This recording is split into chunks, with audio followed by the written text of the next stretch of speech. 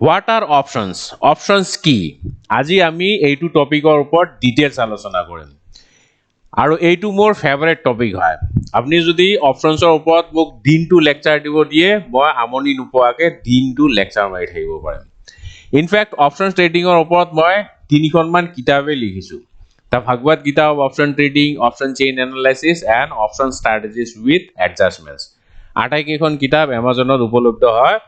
ইয়াতে মই বেসিকৰ পৰা আৰম্ভ কৰি এডভান্স অপশন স্ট্ৰেটেজি এডজাষ্টমেন্টছ লৈকে আলোচনা কৰিছো। সো এনিৱে যদি ইন্টাৰেস্টেড হয় কিতাপ কেইখন আপোনালোকে পঢ়িব পাৰে কিন্ডেল ভাৰ্জনত আৰু এইখন কিতাপৰ প্ৰিন্ট ভাৰ্জন ওলাব হয়তো সেপ্টেম্বৰত ওলাব পাবলিশাৰৰ লগত মোৰ এগ্ৰিমেন্ট হৈ গৈছে। সো যিয়ে নহওক যদি ফাৰ্স্ট টাইম আমাৰ চেনেলটো ভিজিট কৰি আছে আপডেটস আসামিজ প্লিজ চেনেলটো সাবস্ক্ৰাইব কৰি দিব আৰু লগতে বেল আইকনো দবাই দিব। আৰু ভিডিওটো আৰম্ভ কৰাৰ আগতে মই আপোনালোকক ক'ব বিচাৰিম মই অপশন ট্ৰেডিঙৰ ওপৰত এটা ভিডিও সিৰিজে বনাই আছো। সো যদি আগৰ ভিডিও দুটা নাই চোৱা এইটো option trading for beginners in Assamese part 1 and part 2 এই দুটা যদি নাই চোৱা আগে এই দুটা পাৰ্ট চাই লওক তাৰ পিছত এইটো ভিডিও চাব তেতিয়া বুজাত আপোনালোকে অলপমান উজু পাব। সো যিয়ে নহওক এতিয়া আমি মেইন টপিকলৈ আহো হোৱাট আৰ অপশনস অপশনস কি হয় ইয়াৰ কিমান প্ৰকাৰ আছে আমি পুৰা ৰিয়েল লাইফ এক্সাম্পলৰ সৈতে বুজিবলৈ চেষ্টা কৰিম। ঠিক আছে সো আগে ডেফিনেশনটো জানি লও অপশনস মানে কি হয় option means the right but not the obligation to enter into a transaction মানে কি ট্রানজাকশন বাইও হ'ব পাৰে সেলও হ'ব পাৰে এটা pre agreed price quantity and time তাওনে এটো এটা কন্ট্ৰাক্ট হয় এটা এগ্ৰিমেন্ট যাৰ জৰিয়তে যোনটো অপশন বায়াৰ তেওঁ এটা ৰাইট পায় কি ৰাইট পায় অপশন এটা বাই কৰা বা সেল কৰা কিন্তু কোনটো দামত কিনিব কেতিয়া কিনিব কিমান কোয়ান্টিটি কিনিব সব বিলাক বস্তুৱে প্ৰি ডিটাৰমাইন্ড হ'ব। ঠিক আছে যে মই আমুক তাৰিখে ইমান কোয়ান্টিটিৰ ইমান প্ৰাইজত বস্তুখিনি কিনিম সো সেইটোকে কোৱা হয় অপশনস। ঠিক আছে সো যদি বুজি নাই পোৱা চিন্তা কৰিব নালাগে মই এটা এক্সাম্পল দিম। ঠিক আছে যেতিয়া অপশনৰ প্ৰকাৰবিলাক আমি জানিম তেতিয়া মই এটা এক্সাম্পল দিম। The option buyers typically pays the seller an upfront fee that is called premium for the options right. আপনি তো এটা রাইট পাব হয়নে নাই কিবা এটা প্রোডাক্ট কিনিবলে বা কিবা এটা বস্তু কিনিবলে আপনি রাইট পাব কিন্তু হেতু রাইট পাবলে আপনি কিবা এটা প্রিমিয়ামটো দিব লাগিব বিনা পয়সা তো একো নাপায় নহয় না কিন্তু ইয়াত একো অব্লিগেশন নাই আপনি বস্তুটো কিনিবও পাৰে নিকিনিবও পাৰে কিন্তু আপোনাৰ রাইটটো থাকিব but there is no obligation মানে আপনি বাধ্যতামূলক নহয় যে বস্তুটো কিনিবই লাগিব বলি। ঠিক আছে সো মই এটা এক্সাম্পল দিম ইয়াতে যেনেকৈ এটা এক্সাম্পল দিয়া আছে token amount paid to builder that is called premium amount that is upfront fee। ঠিক আছে ওকে মই এটা এক্সাম্পল দি দিও কিন্তু তাৰ আগে আমি জানিল অপশনস কিমান ধৰণৰ। সো জেনাৰেলি অপশনস দুই ধৰণৰ জেনাৰেলি নহয় অপশনস দুই ধৰণৰে হয় কল অপশনস আৰু পুট অপশনস নামটো শুনিছে হবলা কিছুমানে ভাবে মাৰ্কেট উপৰলে গলে কল অপশনস কিনিব লাগে তললে গলে পুট অপশনস কিনিব লাগে কিন্তু একচুয়ালি ইমান ইজি নহয় বস্তুটো মই পুৰা ডিটেইলছ কৈ আছো। সো দুই ধৰণৰ অপশনস আছে কল আৰু পুট অপশন কল অপশন কি কল option গ্ৰান্টস the owner the right but not the obligation to buy shares of stock at predetermined price within the fixed time আপনি পার্টিকুলার একটা টাইমৰ ভিতৰতে অপশনসটো বাই কৰাৰ অধিকাৰ পাই যাব বাট আপনি বাধ্যতামূলক নহয় যে মানে শেয়াৰটো বাই কৰিব লাগিব হেতু বাধ্যতামূলক নহয়। ঠিক আছে এটা মই ৰিয়েল লাইফ এক্সাম্পল দিম ধৰি লওক আপনি এটা ধুনিয়া জায়গাত এটা ঘৰ পাইছে আপোনাৰ ড্ৰিম হোম। ঠিক আছে কিন্তু ঘৰটো এতিয়া বনাইহে আছে কমপ্লিট হোৱা নাই কিন্তু লোকেশনটো বিৰাট ধুনিয়া ডিজাইন এভৰিথিং পাৰফেক্ট আপনি পছন্দ কৰিছে ঘৰটো লব বিচাৰিছে কিন্তু ঘৰটো যেহেতু কমপ্লিট হোৱা নাই এতিয়া আপনি লব নোৱাৰে সো আপনি কি কৰিব পাৰে বিল্ডাৰক লগ ধৰিব পাৰিব বিল্ডাৰক লগ ধৰি পেলাই আপনি এটা এগ্ৰিমেন্ট বনাব পাৰে যে এই ঘৰটো মই কিনিম কিন্তু যেহেতু এতিয়ালৈকে কমপ্লিট নাই হোৱা মই এতিয়া বুক কৰিব বিচাৰিছো যাতে বেলেগে এইটো ঘৰ লব নোৱাৰে। ঠিক আছে সো মই ঘৰটোৰ দাম ধৰি ললো 1 কোটি টকা 1 crore আৰু আপোনাৰ হাতত এতিয়া পইচা নাই 1 কোটি টকা নাই সো আপনি কি কৰিব পাৰে আপনি 1 লাখ টকা এটা টোকেন মানি দি পেলাই ঘৰটো বুক কৰিব পাৰে ঠিক আছে সো টোকেন মানি মানে এটো বুকিং এমাউন্ট আমি যে কম বুকিং এমাউন্ট দি পেলাই আপনি ঘৰটো বুক কৰিব পাৰে আৰু বুক কৰা মানে কি ঘৰটো ধৰি লওক কমপ্লিট হোৱাতে এবছৰ মান লাগিব এবছৰ পিছত আপনি ঘৰটোৰ পজিশন পাই যাব আৰু আপনি যে এই 1 লাখ টকাটো দিলে বুকিং এমাউন্টটো দিলে তাৰ কাৰণে এগ্ৰিমেন্ট এখন হ'ব এগ্ৰিমেন্টত কি লিখা থাকিব যে মই এবছৰ পিছত 1 কোটি টকা দি ঘৰটো কিনিলাম ঠিক আছে কিন্তু ইয়াতে চাওক দুই ধৰণৰ কেস হ'ব পাৰে কেনকা কেস এবছৰ পিছত যিকোনো হ'ব পাৰে ফিউচাৰছৰ কথা কোনেও ক'ব নোৱাৰে ফিউচাৰত কি হয় সো এবছৰ পিছত হয়তো ঘৰটোৰ দাম 1 কোটি টকাৰ পৰা বাঢ়ি পেলাই 1 কোটি 10 লাখ টকা হ'ব পাৰে নে নাই ইমানটো বাঢ়ি পেলাই ইমান হ'ব পাৰে ইনফ্লেশন ইমান হৈ আছে সো ৰিয়েল এষ্টেটৰটো দাম বাঢ়িয়ে থাকে সদায় বাঢ়ে নকমে কেতিয়া সো হেতু হ'ব পাৰে সো যদি তেনেকুৱা হয়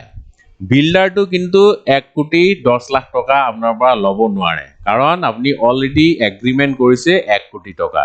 আৰু তাৰ কাৰণে আপুনি 1 লাখ টকা এটা টোকেন এমাউন্ট দিছে নহয় নে গতিকে বিল্ডাৰে আপোনাক 1 কোটি টকাতে ঘৰটো দিব লাগিব সো এইটো এটা প্ৰথম কেস দ্বিতীয় কেস কেনেকুৱা হ'ব পাৰে যে কিবা মহামাৰী আহি গ'ল যেনেকে কৰোনা আহিছে কৰোনাৰ সময়ততো মানুহৰ পইচা পাতি নাছিল বস্তুৰ ডিমান্ড বহুত কমি গৈছে বা যোনটো লোকেশনত আপুনি ঘৰটো চাইছিলে হেতু লোকেশনত বহুত ডাঙৰ বানপানী হৈ গ'ল সো তেনেকুৱা হলে ঘৰটোৰ দামটো কমিব নহয় নে সো 1 কোটিৰ জাগাত এতিয়া ঘৰটোৰ দাম ধৰি লওক কমি পেলাই 90 লাখ হৈছে সো তেতিয়া আপনি কি ঘৰটো লব 1 কোটি টকা দি কাৰণ আপোনাৰটো এগ্ৰিমেন্ট হৈছে 1 কোটি টকাতে লব কিন্তু actual price is 90 lakh so আপনি এটো এগ্ৰিমেন্ট এক্সিকিউট কৰিব জানো ইয়াতে আপনি এগ্ৰিমেন্ট এক্সিকিউট নকৰে কাৰণ দেখা দেখিকে 10 লাখ টকাৰ আপোনাৰ লস হৈ আছে হেতু লোকেশনতে আপনি যদি বেলেগ ঘৰ এটা কিনে তেতিয়া হলে আপনি 90 লাখত পাই যাব নহয় নে সো সেই কাৰণে আপনি হেতু এগ্ৰিমেন্ট এক্সিকিউট নকৰে সো এইটো যে আমি এগ্ৰিমেন্ট বনাইছো এই এগ্ৰিমেন্টটোকে কোৱা হয় কল অপশন ঠিক আছে ইয়াতে আপোনাৰ ৰাইট আছে যে আপনি ঘৰটো 1 কোটি টকাতে কিনিব লাগিব কিন্তু আপনাৰ ইয়াত একো অব্লিগেশন নাই আপনি কিনিবও পাৰে নিকিনিবও পাৰে যদি দাম বাঢ়িছে তেতিয়া হলে আপনি 1 কোটি টকাতে কিনক যদি দামটো নাই বাঢ়া দামটো কমিছে তেতিয়া হলে আপনি এগ্ৰিমেন্টটো তেনেকে এক্সপায়াৰ হ'বলৈ দিয়ক এবছৰ পিছত এগ্ৰিমেন্টটো নিজে নিজে এক্সপায়াৰ হৈ যাব ঠিক আছে আৰু আপনি যদি এগ্ৰিমেন্টটো এক্সিকিউট নকৰে তাৰমানে ঘৰটো নিকিনে আপনি যে বুকিং এমাউন্ট দিছিলে 1 লাখ টকাটো সেইটো টকা কিন্তু আপনি ঘুৰাই নাপায় ঠিক আছে এটো টোকেন এমাউন্ট এটো ঘুৰাই নাপায় কিন্তু তথাপিও আপনি যদি 1 লাখটো এৰি দিয়ে 9 লাখৰ আপনি প্ৰফিটত থাকিব হয় নে নাই কাৰণ আপনি 90 লাখত পাই আছে আপনি 1 কোটি টকাৰ এগ্ৰিমেন্ট কৰিছে সো 9 লাখ টকাৰ আপোনাৰ প্ৰফিট 1 লাখ টকা গুচি গল ঠিক আছে সো এই যে 1 লাখ টকাটো দিছিলে টোকেন এমাউন্ট এই এমাউন্টক অপশনছৰ ভাষাত কোৱা হয় প্ৰিমিয়ামৰ নামটো আপোনালোকে এতিয়া শুনিয়ে থাকিব ঠিক আছে আৰু 2 নম্বৰ টাৰ্ম কোনটো আপনি যে এটা প্ৰিডিটাৰমাইন্ড ডেট দিছিলে ডেটটো কিমান যে এবছৰ ঠিক আছে এবছৰ পিছত আপনি ঘৰটো কিনিব সো এই ডেটটো কোৱা হয় এক্সপায়াৰি ডেট মানে এইটো তাৰিখ লৈকে হে আপোনাৰ এগ্ৰিমেন্টটো ভ্যালিড থাকিব আৰু তৃতীয় টাৰ্ম কোনটো হ'ব তৃতীয় টাৰ্মটো হল 1 কোটি টকা আপনি যে 1 কোটি টকাত ঘৰটোৰ দাম ফিক্স কৰিছিলে এইটো কোৱা হয় স্ট্ৰাইক প্ৰাইস এইটো দামত মানে যোনটো দামত আপনি প্ৰাইসটো ফিক্স কৰিছে হেতু কোৱা হয় স্ট্ৰাইক প্ৰাইস আৰু চতুৰ্থ আৰু এটা মই টাৰ্ম কৈ দিও এইবিলাক টাৰ্ম আপোনালোকে এতিয়া সচৰাচৰ শুনিয়ে থাকিব অপশনছ ট্ৰেডিংত হেতু টাৰ্ম হল মাৰ্কেট প্ৰাইস যেনেকে এবছৰ পিছত ইয়াৰ প্ৰাইসটো 1 কোটি 10 লাখ টকা হ'ব পাৰে বা 90 লাখ रुपीज হ'ব পাৰে সো এইটো প্ৰাইসক কোৱা হ'ব স্পট বা মাৰ্কেট প্ৰাইস ঠিক আছে স্পট কিমান চলি আছে হেতু প্ৰায় শুনিয়ে থাকিব সো বুজি পাইছে এতিয়া কল অপশন কি সো কল অপশন হল এটা এনেকুৱা এগ্ৰিমেন্ট যোনে আপোনাক অধিকাৰ দিব বস্তু এটা কিনিবলে বাট বাধ্যতামূলক নহয় যে আপনি এগ্ৰিমেন্টটো এক্সিকিউট কৰিবই লাগিব বুজি পাইছে সো এটো হল কল অপশন এতিয়া what is put option put option মানে কি কল অপশন যেনকা বস্তু এটা বাই কৰাৰ অধিকাৰ দিয়ে পুট অপশনটো জাস্ট অপোজিট পুট অপশনটো এনেকুৱা এটা এগ্ৰিমেন্ট জুনে আপোনাক সেল কৰা অধিকাৰ দিব predetermined প্ৰাইজত আৰু predetermined ডেটৰ ভিতৰত ঠিক আছে হেতু কোৱা হ'ব put option ইয়াতে কোৱা হৈছে on the other hand put option grants the owner the right but not the obligation to sell 100 numbers of shares of stock এইটো 100 numbers of মানে মই এটা एग्जांपल হৈ দিছো ঠিক আছে সো ইয়াত এটা মই ৰিয়েল লাইফ एग्जांपल দিউ put option তেতিয়া আপোনালোকে গম পাব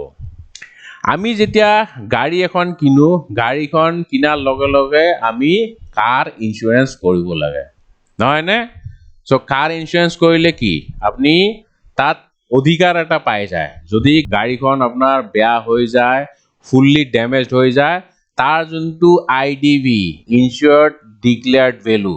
ধৰি লওক 10 লাখ টকাৰ গাড়ী এখন কিনিছে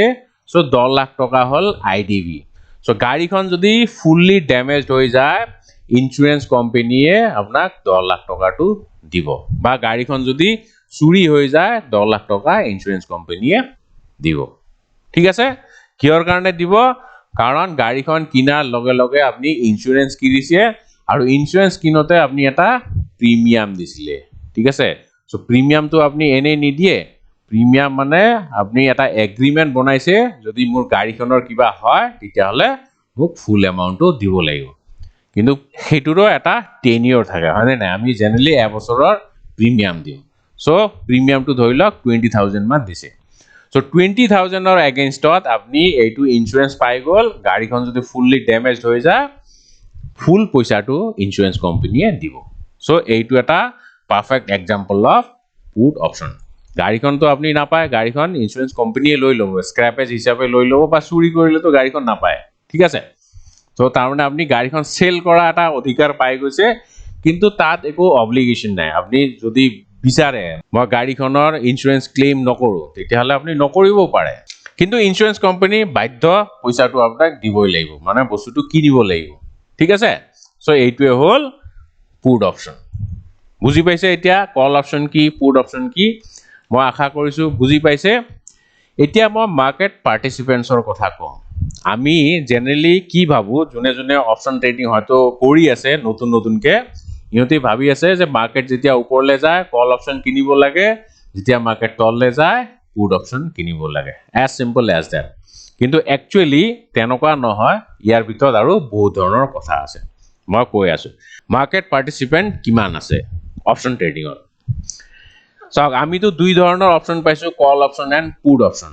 সো আপনি যেতিয়া কল অপশন এটা বাই কৰিব তো কোনবাই তো সেল কৰিব লাগিব হয় নাই তাৰনে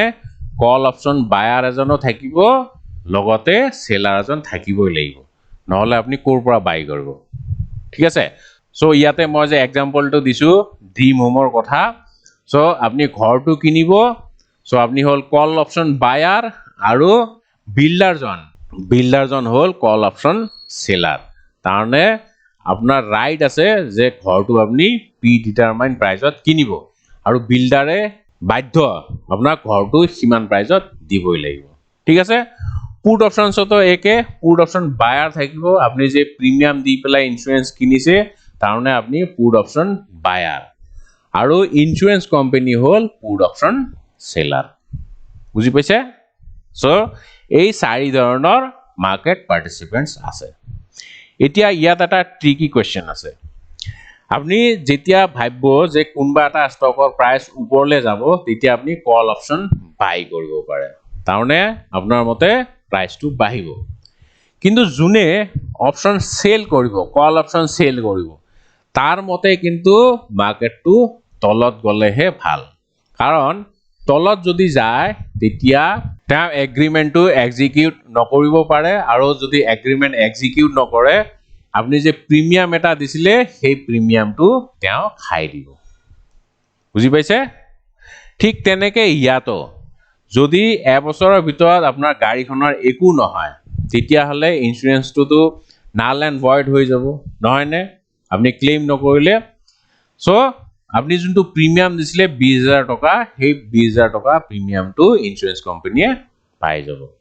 ঠিক আছে সো ক্লেইম কৰিলে আপোনাৰ বেনিফিট ক্লেইম নকৰিলে সেলাৰৰ বেনিফিট সো ইয়াতে এটা বস্তু নোটিস কৰিছে নে